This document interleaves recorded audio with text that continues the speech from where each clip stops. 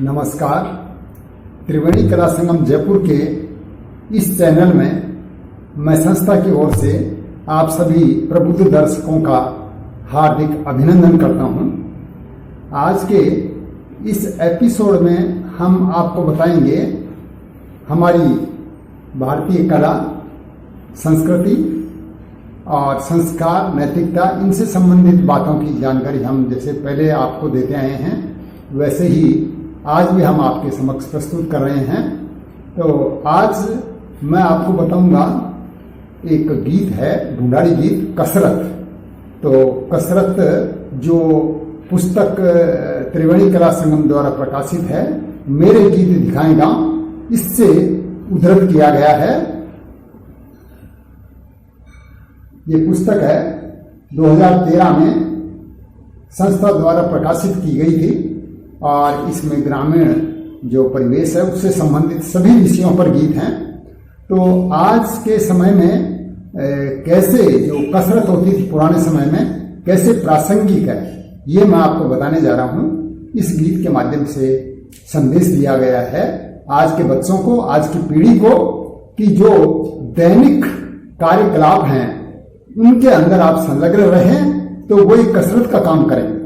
पहले की लड़कियां, औरतें घर की झाड़ू लगाती थी, गोबर से घर को लीपती थी, मांडती थी और दही बिलोती थी रई से खड़ी होकर के। तो ये हाथों की कसरत हो जाती थी, चारा काट के लाती थी पशुओं के लिए।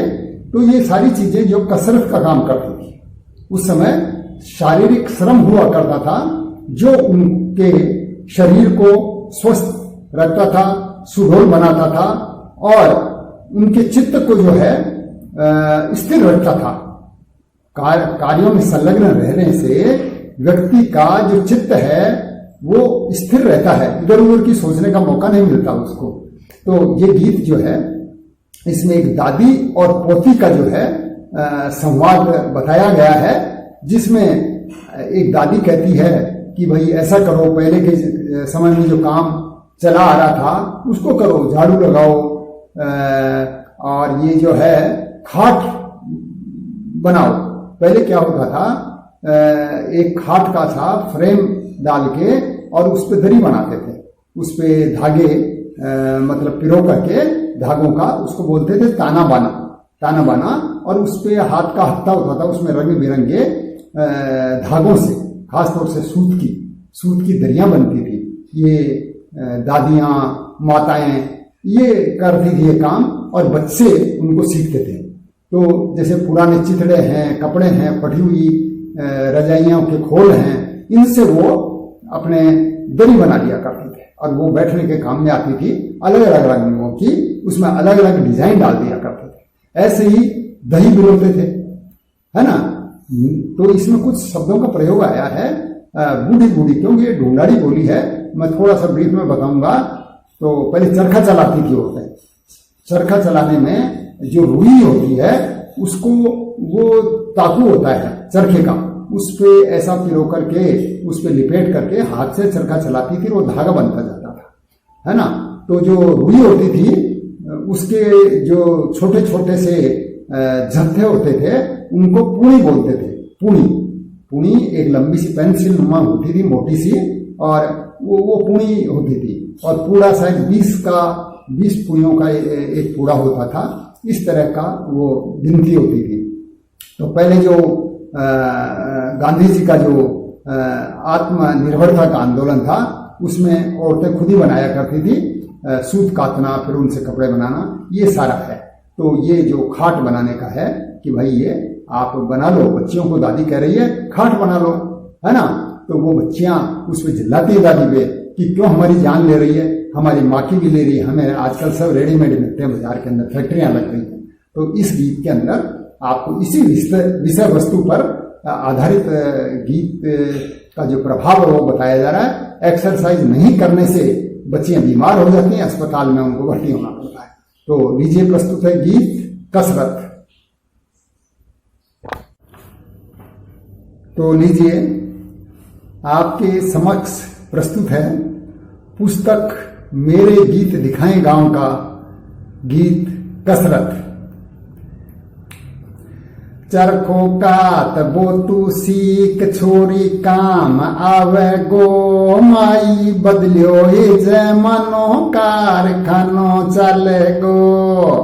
बूढ़ी बूढ़ी डोकरिया पूणी काती पूड़ा का पूड़ा एकोड़ी ने भेल गीत गाती चरखो चलामी छम छम करता टाबर नाची सामान धरी छे बिन बणी खाट छोरियो मानो मेरी बात थाकी माँ के जाओ साथ दरी बनाओ ताणो घाल क्याट माई जान ले मकी मकी मकी भी शहरा में अब दरी बनी बड़ी बड़ी फैक्ट्री चली अइया तो कर दई बिलो ने तो घाल रही के दर्द करी ये दादी हाथ वॉशिंग मशीन मंगा दे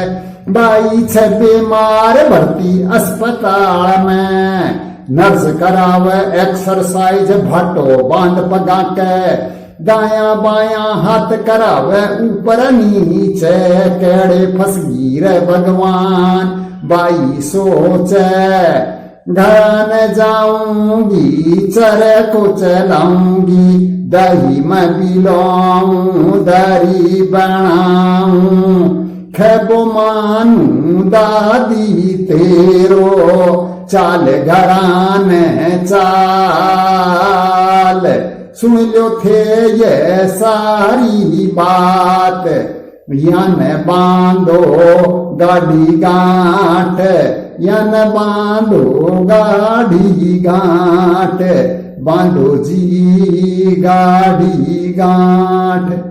तो आपने देखा ये जो गीत है आज की पीढ़ी को बहुत ही सीख देने वाला है कि आज हम कसरत नहीं करते, दैनिक कार्य स्वयं नहीं करते, हर काम ये सोचते हैं कि नौकर कर लेंगे, तो उसका परिणाम ठीक नहीं रहता, बल्कि ये कहा जाए कि दुष्परिणाम उसके जो होते हैं वो जो बहुत ही खतरनाक होते हैं। और उसका आपने ये एक उदाहरण देख लिया कि जो बाई है, छोटी बच्ची है, वो अपनी दादी का कहना नहीं मानती और बात बात में तर्क देती है कि ये तो ऐसा नहीं होगा, क्यों परेशान करती हो, सब शहरों में रेडीमेड सब बना बनाया मिल रहा है। उसका परिणाम उसको भुगतना पड़ा, अस्पताल में भर्ती होना पड़ा, एक्सरसाइज करा रही है नर्स वगैरह और डॉक्टर उसको दवाइयां दे रहे हैं।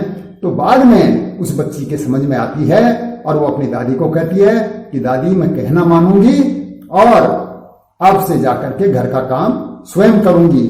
तो आप सभी को भी मेरी ये राय है, आज की पीढ़ी को ये राय है कि स्वावलंबी बने, हमारी परंपरा, संस्कार, संस्कृति, कला ये सब हैं, उनको जीवित रखें, बड़ों का आदर करें और स्वस्थ रहें, प्रसन्न चित्त रहें।